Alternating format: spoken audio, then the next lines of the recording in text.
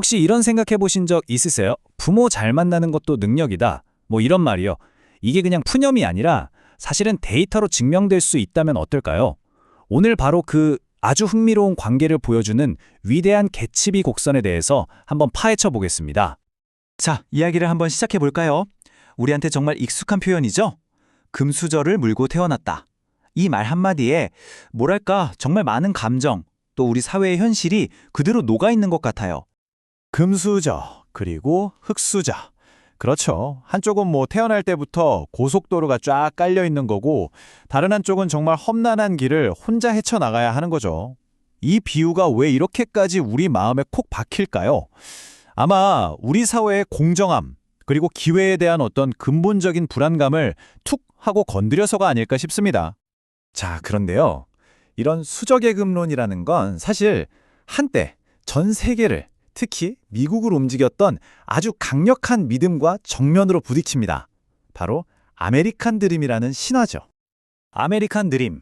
와, 정말 매력적인 이야기 아닌가요? 내가 어디서 태어났든 내 배경이 어떻든 상관없이 오직 나의 노력만으로 성공할 수 있다. 바로 이 믿음. 이게 바로 수많은 사람들의 가슴을 뛰게 만들었던 거죠. 영어로 from rags to riches라는 표현이 있는데 이게 딱 그겁니다. 무일푼에서 시작해서 엄청난 부자가 되는 거예요. 그야말로 아메리칸 드림의 완성이죠. 자, 그런데 여기서 정말 중요한 질문을 던져야 합니다. 과연 이 꿈, 지금도 현실일까요? 아니면 그냥 책이나 영화 속에나 나오는 아름다운 신화가 되어버린 걸까요? 이 질문에 대한 답에 따라서 우리가 사는 세상을 보는 눈이 완전히 달라질 수밖에 없습니다. 자, 이제부터는 그냥 그럴 것이다 하는 추측이 아니라 실제 데이터를 한번 들여다보겠습니다. 이 아메리칸 드림이라는 신화를 뿌리채 흔들기 시작한 두 가지의 좀 불길한 흐름이 포착됐거든요. 자, 이 타임라인을 한번 보시죠. 정말 드라마틱한 반전이 숨어 있습니다. 1930년대부터 70년대까지는요, 미국 사회가 점점 더 평등해졌어요. 대합찾기라고 불릴 정도로요. 그런데 80년대를 기점으로 상황이 완전히 뒤바뀝니다. 마치 시간을 거꾸로 돌린 것처럼 불평등이 다시 치솟아서 결국 1920년대 수준까지 돌아가 버리고 맙니다. 근데 이게 다가 아니에요. 이렇게 불평등이 심해지는 바로 그 순간에 또 다른 중요한 변화가 일어나고 있었어요. 바로 성공의 사다리가 점점 더 삐걱거리기 시작했다는 겁니다. 통계적으로 가난한 집 아이가 부자가 되는 게 점점 더 힘들어졌다는 뜻이죠. 정리해볼까요? 한쪽에서는 빈부격차가 어마어마하게 벌어지고 다른 한쪽에서는 계층 이동의 문이 좁아지고 바로 이 두 가지 흐름이 딱 만나는 지점. 여기서 바로 오늘 이야기의 하이라이트가 시작됩니다. 이거 그냥 우연일까요? 불평등이 심해진 거랑 계층 이동이 어려워진 거랑 그냥 타마타마 같은 시기에 일어난 일일까요? 아니면 어쩌면 이 둘 사이에 뭔가 아주 직접적이고 강력한 연결고리가 있는 건 아닐까요? 바로 이 질문에 대한 답을 두 명의 경제학자가 하나의 그래프로 아주 명쾌하게 보여줍니다. 그게 바로 위대한 개츠비 곡선입니다. 자, 이 그래프 복잡해 보이지만 아주 간단합니다. 딱 두 가지만 아시면 돼요. 가로축, 즉 X축은 오른쪽으로 갈수록 그 사회가 더 불평등하다는 뜻입니다. 빈부격차가 크다는 거죠. 그리고 세로축, Y축은 위로 갈수록 부모의 소득이 자식에게 더 많이 대물림된다는 뜻이에요.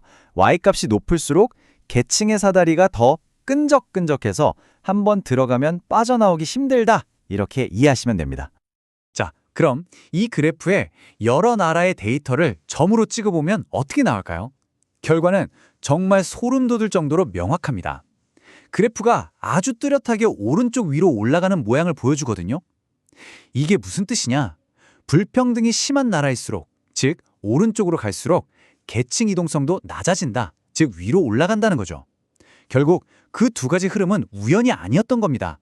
아주 밀접하게 연결되어 있었던 거죠. 여기 그래프를 좀 더 자세히 볼까요? 저기 왼쪽 아래를 보세요. 덴마크, 노르웨이 같은 북유럽 국가들이 있죠. 불평등도 낮고 계층 이동도 아주 활발한 나라들입니다. 그런데 오른쪽 위를 한번 보세요. 영국, 이탈리아, 그리고 미국이 있습니다. 불평등도 심하고 계층 이동은 가장 어려운 나라들 중 하나라는 거죠. 근데 왜 하필 이름이 위대한 개츠비일까요? 정말 기가 막힌 이름인데요. 이 소설의 배경이 바로 불평등이 극심했던 1920년대 미국이거든요. 그리고 주인공 개츠비는 그야말로 아메리칸 드림을 온몸으로 보여주는 인물이죠. 그러니까 이 그래프는 오늘날의 데이터를 바로 그 시대, 그 꿈을 쫓았던 한 남자의 이야기와 연결시키는 아주 문학적인 장치인 셈입니다. 자, 그럼 이 곡선이 우리에게 말해주고 싶은 진짜 핵심 메시지는 대체 뭘까요? 이 곡선이 보여주는 사실은 어쩌면 좀 냉혹합니다. 바로 이겁니다. 한 사회가 불평등해질수록 당신의 인생은 당신의 노력보다는 부모님의 경제력에 의해 결정될 가능성이 점점 더 커진다는 것. 정말 아이러니하죠? 개천에서 용난다는 말이 가장 절실한 곳이 바로 빈부격차가 큰 사회인데 역설적으로 그런 사회일수록 개천에서 용이 나오는 게 가장 힘들다는 겁니다. 그리고 이건 단순히 아메리칸 드림에 대한 이야기, 즉 미국만의 이야기가 절대 아닙니다. 금수저, 흑수저라는 말이 더 이상 낯설지 않은 우리 사회를 포함해서 불평등 문제가 심각해지고 있는 전 세계 모든 국가에 보내는 아주 강력한 경고 메시지인 거죠. 그래서 마지막으로 이 질문을 여러분께 던지면서 마무리하고 싶습니다.